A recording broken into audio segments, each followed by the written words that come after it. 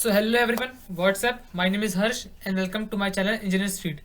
सो बस आपको पता ही है इस समय राउंड 3 की जो है यूपीएसडब्ल्यू की काउंसलिंग चल रही है और जो चॉइस फिलिंग है उसकी लास्ट डेट है 3 नवंबर। बहुत से बच्चे कह रहे थे कि भैया मेरा जो है लॉग इन शेड्यूल ओवर दिखा रहा है यार, वो थोड़ा टेक्निकल इशू है, वो ठीक हो जाएगा, फिर आपका जो है आप चॉइस फिलिंग आराम से कर सकते हो। अब यार जब आप चॉइस फिलिंग करते हो तो आपको बहुत सारी ब्रांच दिखती होंगी वहाँ पर, CSC, CSD, AIML। ठीक है। अब इनमें डिफरेंस कुछ नहीं होता, सबकी पढ़ाई सेम होती है। डिफरेंस होता है तो होता है कि आपका स्कॉलरशिप का जो मामला है, वो इस समय जो नया रूल्स आए हैं स्कॉलरशिप के रिगार्डिंग, उसके लिए। तो मैं इस वीडियो में यही बात करने वाला हूँ कि जो बच्चे स्कॉलरशिप के लिए सोच रहे हैं कि भाई उनको स्कॉलरशिप मिल जाएगा, 1.5 लाख कॉलेज की फीस हो गई, 1 लाख 10 या 20 हज़ार आपका जो है हॉस्टल फीस हो गया, तो 2,70,000 रुपये हो गए। अब आप स्कॉलरशिप, कोई बच्चा सोच रहा है कि अब उसको स्कॉलरशिप भरनी है, उसका जो इनकम सर्टिफिकेट 2.5 लाख से कम का है, SC ST का, और जो है OBC या जनरल है तो 2 लाख से कम का है, तो वो स्कॉलरशिप भर सकता है। अब बात आती है कि उसके लिए और जो कंडीशन आगे है वो इस साल कुछ चेंज हुई है। मतलब चेंज तो लास्ट ईयर ही हो गए थे, लेकिन इस साल जो है उसे ग्राउंड लेवल पे इम्प्लीमेंट कर दिया गया है। अब बात करते हैं वो क्या चीज़ है। अब यार जैसे आपका जो है एक होती है संस्था NAAC, नैक। आपने सुना होगा ये कॉलेज नैक अक्रेडिटेड A+ है, नैक B ग्रेड है, नैक A ग्रेड है, या नैक A+ है। ठीक है। तो ये तो होती है आपका अक्रेडिटेशन सिस्टम होता है किसी कॉलेज की, क्वालिटी जो अश्योरेंस होता है वो देता है नैक। अब NBA क्या है? NBA का फुल फॉर्म है नेशनल बोर्ड ऑफ अक्रेडिशन। ये एक ऐसी ऑर्गेनाइजेशन है जो किसी भी टेक्निकल कोर्स को जो है नेशनल लेवल की मान्यता देती है। अब मान लो आप यूपी में पढ़ रहे हो, ठीक है, अगर आपकी जो ब्रांच है वो NBA एफिलेटेड नहीं है, तो आपकी जो ये बीटेक होगी ये आपकी स्टेट लेवल पर ही मान्य होगी।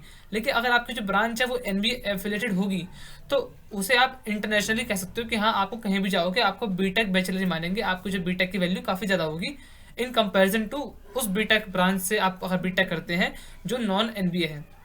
अब जो NBA की जानकारी है वो कॉलेज जो है पूरा देते हैं अपनी वेबसाइट पे कि कौन सी ब्रांच उनकी NBA है, कौन सी NBA नहीं है। तो जो भी आप कॉलेज टारगेट कर रहे हैं अपनी चॉइस फिलिंग में, तो एक बार ध्यान से सोच लें, जो बच्चे स्कॉलरशिप चाहते हैं लेना, कि जो आपकी जो ब्रांच भर रहे हो, जो आपकी फर्स्ट प्रेफरेंस है वो होनी चाहिए NBA वाले ब्रांच को। जैसे मान लो हम बात करते हैं काइट कॉलेज की या फिर अजय कुमार गर्ग कॉलेज की, तो इनमें जो है computer science and engineering branch है वो NBA एफिलेटेड है।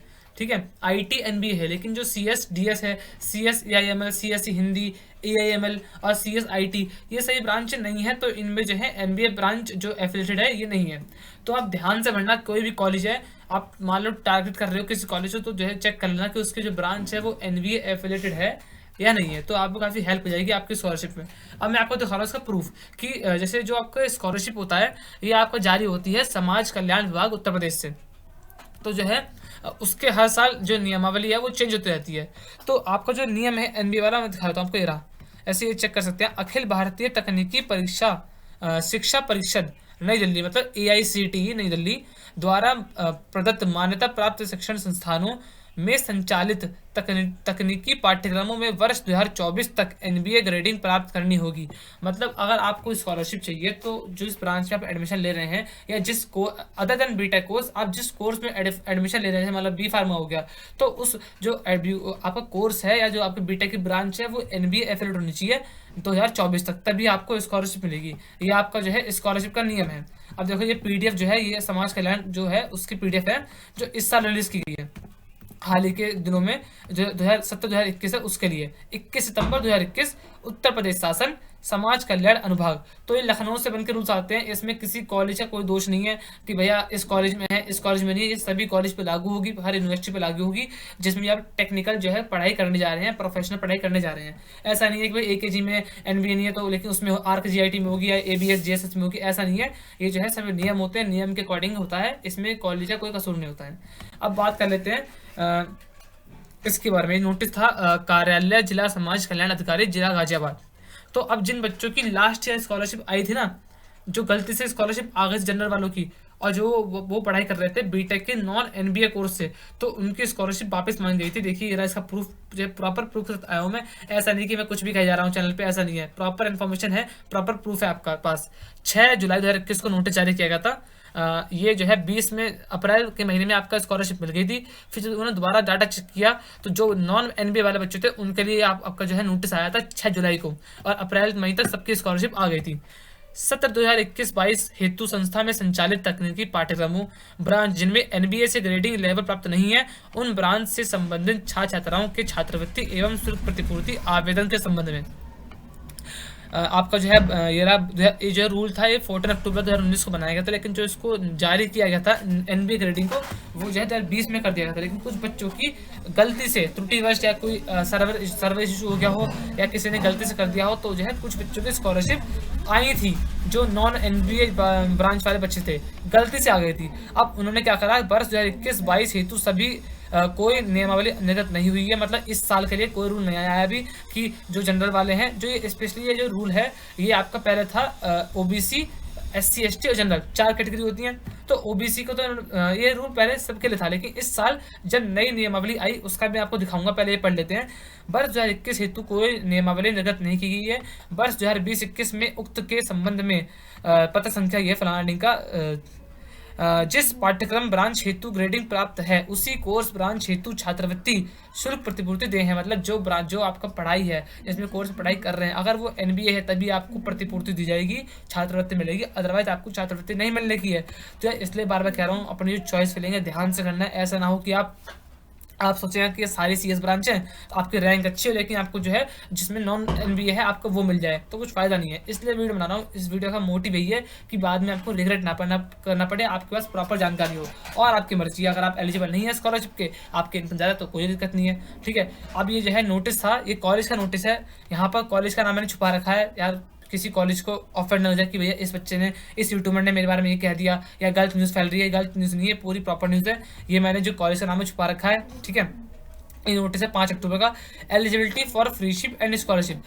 इस साल जब नए रूल्स आए थे हमारा, जैसे आपको जुलाई में स्टार्ट हुआ था, ठीक है, तो जुलाई में नई लिस्ट आई थी, उसमें जो है ओबीसी को छोड़कर सभी बच्चों को मना किया गया था, SC ST और जनरलों कि आप स्कॉलरशिप नहीं भर सकते अगर आपका नॉन एनबीए ब्रांच है प्रोफेशनल कोर्स में। अब वो क्या नॉन एनबीए कोर्स है, लेकिन आपका 5 अक्टूबर को आया था कि जो SC ST वाले हैं, जो भी बच्चा SC ST कैटेगरी से बिलोंग करता है और उसका एनबीए नहीं है, तब भी जो है वो 2024-25 तक अपनी जो स्कॉलरशिप के लिए अप्लाई कर सकता है, कोई दिक्कत नहीं है, गवर्नमेंट उसको स्कॉलरशिप देगी, ठीक है। अच्छा, लेकिन अभी तक फर्दर कोई भी नोटिस नहीं आया है जनरल के लिए। ओबीसी और SC ST वालों को चिंता करने की जरूरत नहीं है, वो कोई भी ब्रांच भर सकते हैं, ठीक है। और फिर बाद में उसे प्लेसमेंट के अकॉर्डिंग जो है चेक कर सकते हैं, बिकॉज कोर CSE में ज़्यादा अच्छा प्लेसमेंट होता है इन कंपेरिजन टू CSE और CSIT, तो आप उसके अकॉर्डिंग बना। लेकिन जो फैक्टर है आपके लिए जनरल OBC और SC ST वालों के लिए खत्म हो चुका है, तो आपको काफ़ी अच्छी खबर है ये, ठीक है। और आप किसी ब्रांच में एडमिशन ले सकते हो, किसी भी यूपीटी कॉलेज में, अच्छे कॉलेज में मतलब।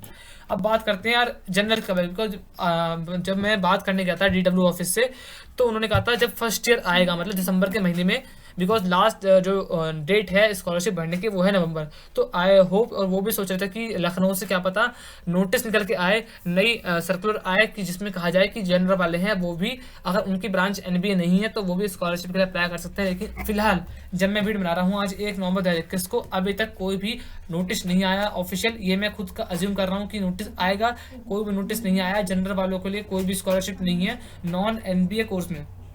इस वीडियो का मतलब मकसद ये नहीं है कि आपको जो है मैं किसी कैटेगरी को ऑफेंड कर रहा हूँ या गवर्नमेंट रूल्स बनाती है, किसी का कोई दोष नहीं होता इसमें, गवर्नमेंट के ऊपर है, ठीक है। लखनऊ से रूल्स बनते हैं और जो गवर्नमेंट होती है समाज कल्याण विभाग वही रूल्स बनाता है। किसी कॉलेज की गलती नहीं है कि उनका एनबीए नहीं है, वो जो है रूल्स बनते हैं लखनऊ से सीधे, तो इसमें किसी कॉलेज की गलती नहीं होती है। तो आई होप कि आप लोग समझ गए होंगे। इस वीडियो का मकसद ये था कि आपको पता पड़े प्रॉपर इन्फॉर्मेशन क्या चल रहा है इस समय स्कॉलरशिप के डिपार्टमेंट में। अगर आपको स्कॉलरशिप चाहिए तो आपकी ब्रांच होनी चाहिए, ऐसा ना हो कि आप किसी और ब्रांच में गलती से एडमिशन ले लें और फिर आपको बाद में दिक्कत हो, फाइनेंशियल इशू आए।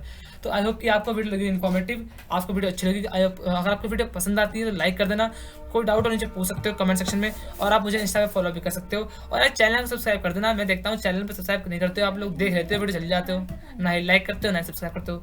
सब्सक्राइब कर लेना और जो बार में नोटिफिकेशन बेल है उसको भी दबा देना, ताकि आपको लेटेस्ट अपडेट यूपीसीईटी काउंसलिंग से रिलेटेड, AKTU इन्फॉर्मेशन और यूपी स्कॉलरशिप से रिलेटेड मिलती रहे आपको, ताकि आपको फ्यूचर में कोई भी दिक्कत ना हो। मिलते हैं नेक्स्ट वीडियो में।